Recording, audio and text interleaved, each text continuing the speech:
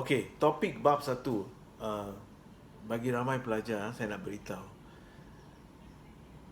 Kamu adalah generasi yang tak pernah melalui kemerdekaan, tak melalui peperangan, tak melalui kesusahan. Tapi sekarang, kamu adalah generasi yang melalui pandemik. Very interesting. But before all that, you look around you, look at the school you are from. You are from Penang Free School. What is Penang Free School is all about? It's the oldest school. Ever wondered why the oldest school has to be in Malaysia, not in, didn't end up in Singapore, or didn't end up in uh, Indonesia, didn't end up in Thailand or Sumatra? I mean, this is a part of Indonesia. Kenapa?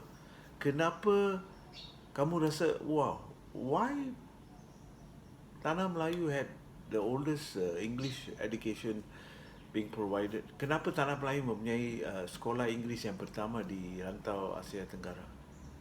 Okay. Ini adalah tentang bab satu. This is the reason why. Bagi pelajar-pelajar yang selalu cakap tentang oh, saya tak suka lah negara ni and all this stuff, wake up. History is going to wake you up and realize betapa bertuahnya anda berada dalam negara ini sebagai warga negara Malaysia. Cikgu dah bosan dengar, setiap kali ada pelajar cakap, oh, it's a lousy place, I cannot come up. You're talking like that because you've not been overseas. Kamu tak pernah melangkah keluar. Ramai orang dewasa yang merangkak keluar ke negara luar, mengambil kesempatan mengadakan dua kewarganegaraan. Mereka takkan lepaskan warganegara Malaysia. That explains a lot. Walaupun saya nak beritahu, mempunyai dua warga negara adalah satu kesalahan yang besar. But okay, we don't have to go into that. Alright. Okay, let's come back to the point. Hundreds of years ago, beberapa ratus tahun yang dahulu, Tanah Melayu sudah terkenal. Terkenal pada masa itu bukan sebab nasi kandar atau char kway teow. Okay. Terkenal sebab beberapa benda yang kita akan belajar dalam bab satu. So, pertama sekali, berbanding dengan kawasan lain, kalau kamu lihat buku teks muka surat 4, ia berkaitan dengan kestabilan. Pemerintahan dan pentadbiran yang stabil telah menyebabkan negara kita makmur dan kaya. A very stable country needs a stable government. Yes, now we're having issues with politicians as usual. Politicians are politicians. Let's come back to our studies. Government seems shaky, not shaky, shaky, not shaky. So that can be important factor ataupun salah satu faktor yang penting di mana orang dari luar nak buat perniagaan ataupun ingin membuat sesuatu di negara kita. Sekarang kita bincang tentang beberapa ratus tahun yang lalu. Okey, nombor satu, kestabilan. So we had a very stable government. What do I mean by stable? What do I mean by stable here? Apa yang kita sedang bincang tentang kestabilan? Kestabilan, nombor satu adalah you had a structured pemerintahan. Kamu ada pemerintahan yang berstruktur. Kalau kamu lihat graf tiga segi itu, yang paling atas adalah sultan di peringkat negeri, dan di bawah pembesar, dan di bawah penghulu. Tiga-tiga pembahagian ni amat penting. Okay? So, kamu tak perlu nak teka siapa yang paling atas sekali adalah the big boss. Guys, Big Boss here is not a TV serial. What I'm trying to say, Big Boss is ketua. Okay?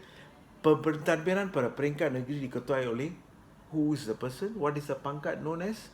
For the top, Sultan ataupun Raja. Diikuti dengan apa? Pembesar. Pembesar is dilantik oleh Sultan The right hand man in English. Orang kanan. Kalau ada sesuatu masalah di suatu jajahan, Sultan akan melantik seorang pembesar. Kamu ni saya beri tanggungjawab untuk menguasai ini. Contoh, kita ambil Penang Free School sebagai satu negeri. Katakan saya sebagai big boss. Again, it's not a TV serial. Wake up, guys. Okay? Now listen. Big boss here, I'm trying to say I'm the ketua. So I will say, okay, 3E, kamu adalah diberi tanggungjawab kuasai kawasan kantin. So I say, you are the pembesar of kawasan kantin. Any problem in canteen area, they come to you. Then 3D, saya cakap kamu adalah pembesar kawasan gerbang sekolah. So anybody coming to that side will come to 3D. And 3F, katakan saya cakap kamu adalah bahagian Dewan Sekolah. Jadi apa-apa berkaitan dengan Dewan Sekolah adalah itu. Selepas itu, kamu tengok penghulu. That means di bawah pembesar adalah penghulu. Jadi sekarang dalam 3E, katakan saya lantik Safa. Safa, dia adalah bahagian gerai nasi campur. Jadi apa-apa berkaitan dengan nasi campur, kamu kena jumpa Safa. Safa akan jumpa ketua 3E, iaitu bahagian kantin. Faham tak? Atau gerbang. Gerbang sekolah siapa? 3, what?